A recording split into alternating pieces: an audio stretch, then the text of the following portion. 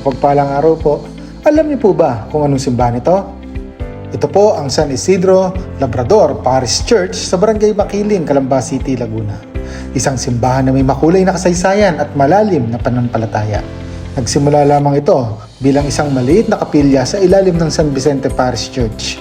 Pero dahil sa patuloy na pagdami ng mga deboto at mananampalataya, unti-unti itong lumago at naging sentro ng pananampalataya sa kanilang komunidad.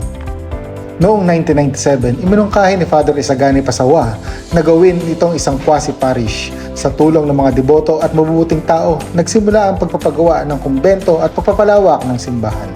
At noong December 8, 2000, tuluyan na itong naging ganap na parokya sa ilalim ng Diocese of San Pablo sa pamumuno ni Bishop Francisco San Diego. Hindi lang yan, habang tumatagal, lalo pang gumaganda at lumalawak ang simbahan.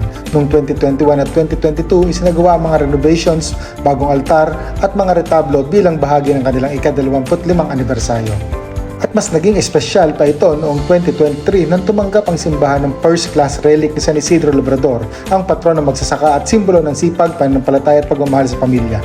Muli, ito ang San Isidro Labrador Parish Church ng Barangay Makiling, Calamba City, Laguna. God bless po!